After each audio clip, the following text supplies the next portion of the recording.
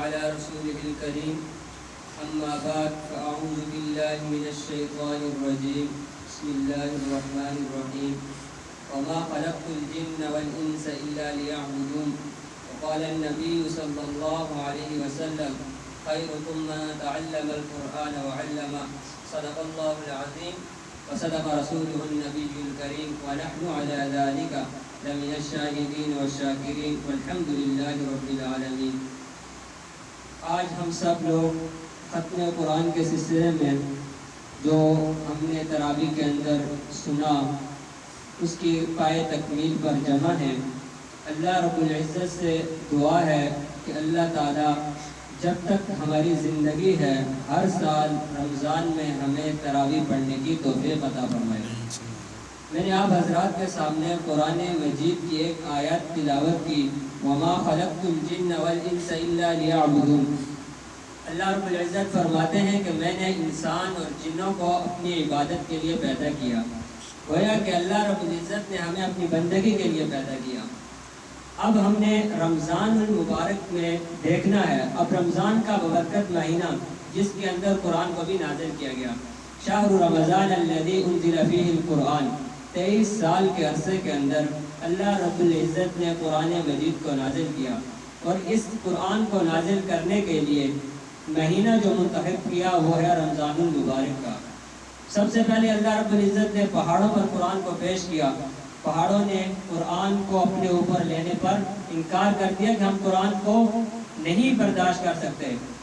پھر قرآن میں آتا ہے اِنَّا عَرَضْنَا الْأَمَانَةَ، کہ اللہ نے اس امانت کو پیش کیا پہاڑوں پر، آسمانوں پر، لیکن انہوں نے قبول نہیں کیا۔ پھر اللہ نے اس کو پیش کیا انسانوں پر، تو انسان نے اس کو قبول کیا۔ پھر اللہ نے آگے فرمایا اِنَّهُ كَانَ ظَلُومًا جَهُولًا، کہ انسان کتنا نادان ہے کہ جس نے قرآن کو اپنے بوجھ، قرآن جیسا بوجھ اپنے سر پہ لے لیا۔ تو جیسے قرآن کا بوجھ انسان نے لیا، مشقت، پریشانی، تکلیف ہے اس کے اندر، لیکن اللہ نے اس پر بڑے انعام بھی رکھے ہیں۔ آپ قرآن کی ایک چھوٹی چھوٹی صورتوں کو لے لیں، اس زمانے کے اندر جو سب سے بہترین اور سب سے اعلیٰ تفسیر ہے وہ روح المعانی ہے علامہ آلوسی کی۔ علامہ آلوسی لکھتے ہیں سورہ ملک کے ضمن میں کہ جب میں نے سنا کہ جو بندہ رات کو عشاء کے بعد سورہ ملک کی تلاوت کرتا ہے اس کو عذاب قبر نہیں ہوگا۔ اس وقت میری جو ایج تھی وہ 12 سال تھی، اور جب وہ لکھ رہے تھے تو اس وقت ان کی ایج تھی 60 سال۔ گویا کہ وہ فرما رہے ہیں کہ میں نے 12 سال کی ایج میں نے سنا کہ عذاب قبر سے بندہ محفوظ رہتا ہے اگر سورہ ملک کو پڑھ لے۔ اس زمانے سے لے کر آج میری عمر 60 سال گزر چکی، میں نے ایک دن بھی ناغہ نہیں کیا۔ تو اس زمین کے اوپر اور آسمان کے نیچے ایسے ایسے لوگ بھی گزرے ہیں کہ جنہوں نے جس عمل کو سن لیا اس کو مرتے دم تک چھوڑا نہیں۔ علامہ اورنگزیب عالمگیر بہت بڑے اللہ والے گزرے ہیں، 9 اولادیں تھے ان کی۔ اس وقت تک کمرے میں بچوں کو داخل نہیں ہونے دیتے تھے کہ جب تک سورہ ملک، سورہ الف لام میم سجدہ، واقعہ وغیرہ نہ سن لیں۔ اب یہ چھوٹے چھوٹے اعمال ہیں بظاہر۔ اب سورہ ملک اگر آپ عشاء میں پڑھ لیں گے تو اس کا فائدہ یہ ہوگا کہ عذاب قبر سے محفوظ ہو جائیں گے۔ مغرب کے بعد آپ سورہ ملک پڑھ لیں، سورہ الف لام میم سجدہ پڑھ لیں، سورہ واقعہ پڑھ لیں، تو آپ سورہ واقعہ پڑھیں گے تو کبھی آپ کے گھر میں فاقہ نہیں ہوگا۔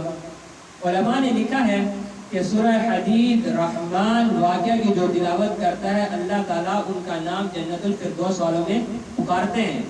جنت الفردوس کہ جب آپ علیہ الصلوۃ والسلام آسمانوں پر گئے تو آپ صلی اللہ علیہ وسلم کو بھی جنت الفردوس نہیں دکھائی دی۔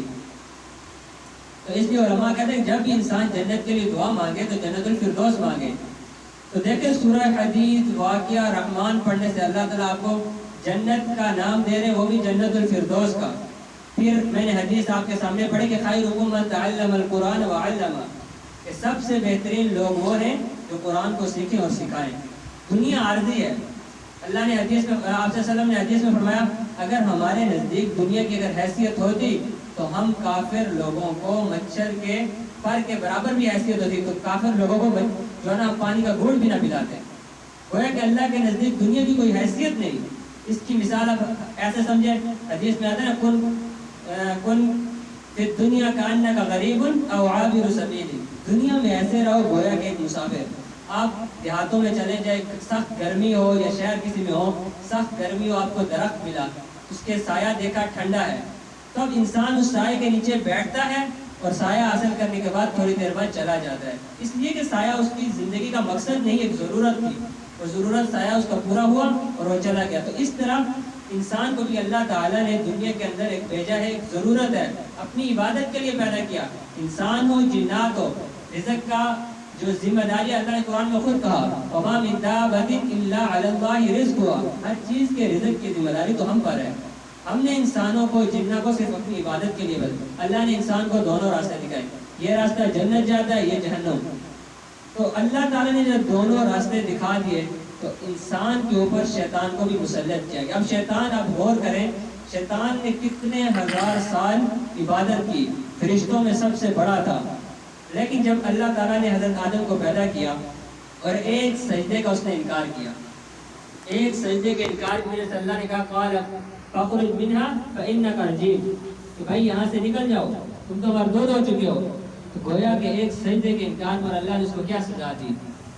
آج اگر ہم غور کریں کہ ہم کتنے سجدوں کا انکار کر رہے ہیں، صحابہ کو آپ علیہ الصلوۃ والسلام نے کہا کہ آپ نے اگر 100% پورا دین پر عمل نہ کیا تو آپ جنت میں نہیں جا سکتے، لیکن آخری لوگ ایسے ہوں گے تو 10% بھی اگر عمل کر لیتے تب بھی جنت کو حاصل کر لیں گے۔ تو بتانے کا مقصد یہ ہے کہ ہم نے غور کرنا ہے کہ رمضان المبارک کا مہینہ اللہ نے اگر چنا ہے، کتنا بڑا مہینہ، کتنا مہینہ تو سارے برکت والے ہیں، لیکن جس کے اندر اللہ نے قرآن کو نازل کیا۔ رجب کا مہینہ جو ہی شروع ہوتا تھا تو اللہ کے نبی کثرت سے یہ دعا پڑھتے تھے اللہم بارک لنا فی رجب وشعبان وبلغنا رمضان، کہ ہمیں یا اللہ ہماری عمروں میں اتنی برکت ہے کہ ہم شعبان کا مہینہ پا لیں اور ہم رمضان کی برکتوں کا لذت اور اس کو محسوس کر سکیں۔ تو رمضان کا پہلا عشرہ رحمت کا تھا، وہ تو ہم سے چلا گیا، نہ جانے آئندہ زندگی میں وہ ملے گا یا نہیں، انسان کو پتہ نہیں کب اس کی موت کا وقت آ جائے۔ کتنے سارے لوگ ایسے تھے جو پچھلے رمضان میں ہمارے ساتھ تھے لیکن اس رمضان میں نہیں ہے، اور کتنے ایسے ہوں گے جو اس رمضان میں ہے آئندہ رمضان میں نہیں ہوں گے۔ اس لیے موت کا وقت کسی کو پتہ نہیں، ان اللہ عنده علم الساعہ، موت کا وقت، قیامت کا وقت، یہ ساری چیزیں غیب کی، یہ اللہ کو ہی پتہ ہے۔ کل نفس ذائقۃ الموت، ہر نفس نے موت کا ذائقہ چکھنا ہے، تو اس لیے ہمیں پہلے سے ہی اس کی تیاری کرنی ہے۔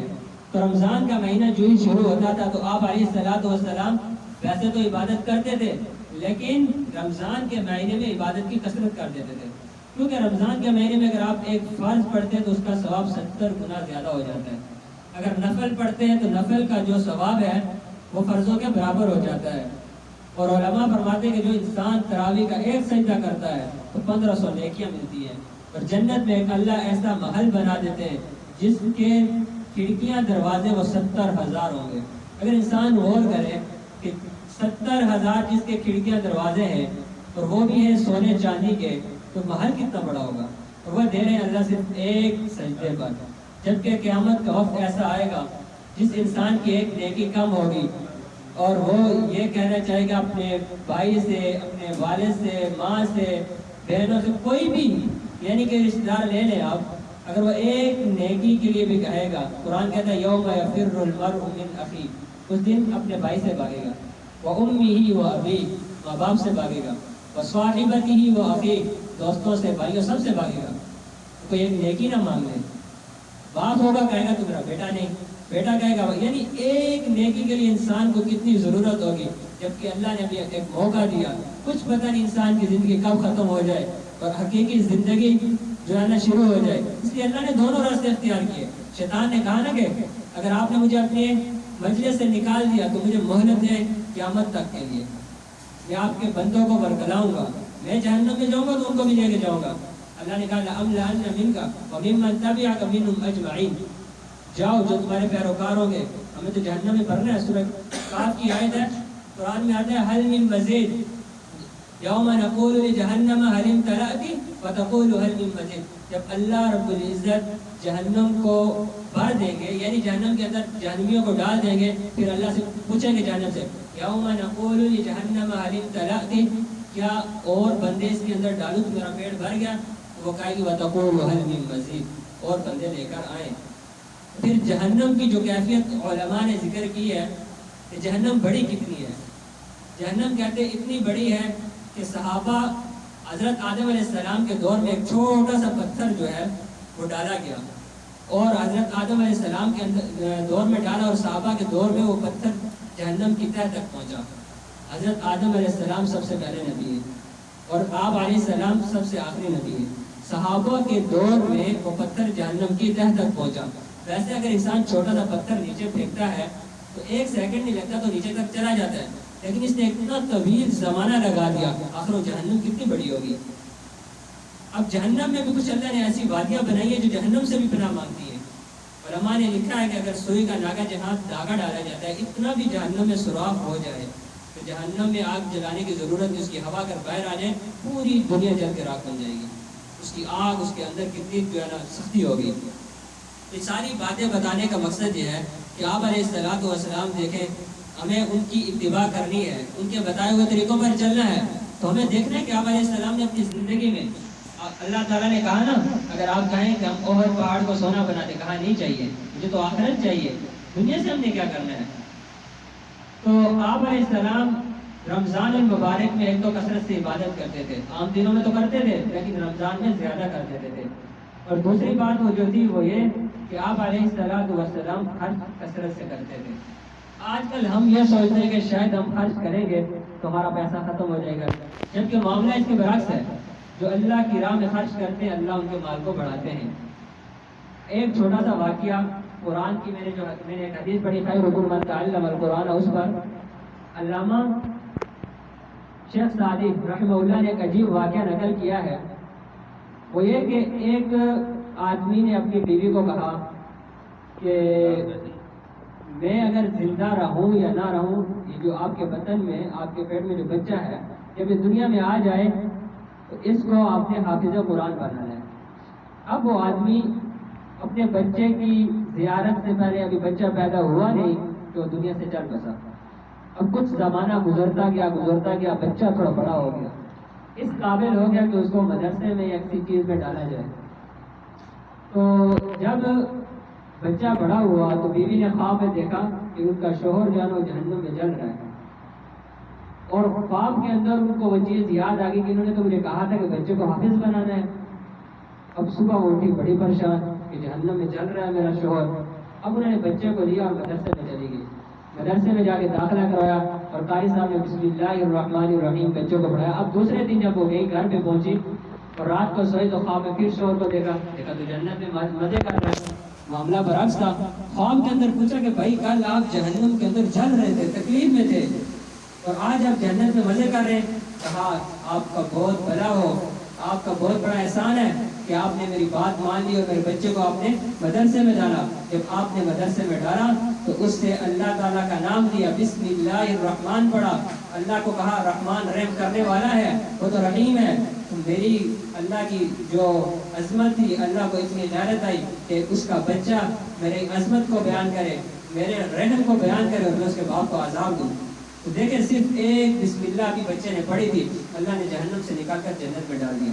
تو ابھی اللہ نے ہمیں ایک موقع دیا ہے، بہت مختصر موقع ہے. قرآن کی تلاوت کریں، دونوں مطلب دنیا کا فائدہ بھی آخرت کا بھی ہے. صبح سورہ یاسین پڑھیں، دن بھر کی ساری ضرورتیں اللہ پوری کرے گا. مغرب کے بعد سورہ واقعہ پڑھ لیں، کبھی گھر میں فاقہ نہیں ہوگا. عشاء کے بعد آپ سورہ ملک پڑھ لیں، قبر عذاب کے قبر سے محفوظ ہوں گے. پھر کہتے ہیں سورہ حدید، یہ واقعہ یہ رحمان پڑھنے سے آپ کو جنت والوں میں پھر جو ہے نا پکارا جائے گا جنت الفردوس میں. حدیث شریف میں یہ آتا ہے کہ کل قیامت کے دن روزہ کھڑا ہو جائے گا اور کہے گا کہ یا اللہ اس کو جنت میں بھیج، سارا دن میری وجہ سے یہ بھوکا رہا. قرآن سامنے آ جائے گا، یا اللہ راتوں کو میں نے اس کو سونے نہیں دیا، اس نے تو تراویح پڑھی ہے، قرآن کو پڑھا ہے، مجھے جو ہے نا دن رات پڑھتا رہا ہے، تو اس کو جنت، یہ یعنی دونوں چیزیں کھڑی ہو جائیں گی. تو اللہ رب العزت نے ہمارے لیے بہت سیزن کا مہینہ بھیجا ہے. ہمیں موقع ہے، موت کا کچھ پتہ نہیں کس وقت انسان کی زندگی ختم ہو جائے. اس لیے ہمیں چاہیے کہ ہم اپنے بچوں کو قرآن کی تعلیم سے آراستہ کریں. دنیا کا تعلیم ایک ہنر ہے، اس سے بھی کوئی نہیں مانا کرتا، ضرورت وہ بھی ہے، لیکن اس کے ساتھ دین کی تعلیم انتہائی زیادہ ضرورت جو دنیا اور آخرت دونوں میں کام آنے والی ہے. اس لیے اللہ رب العزت سے دعا ہے کہ اللہ رب العزت ہمیں زیادہ سے زیادہ قرآن پاک کی تلاوت کرنے کی توفیق عطا فرمائے اور اپنے بچوں کو اپنے خاندان میں عزیز و اقارب کو حافظ قرآن بنانے کی توفیق عطا فرمائے۔ وآخر دعوانا ان الحمد للہ رب العالمین۔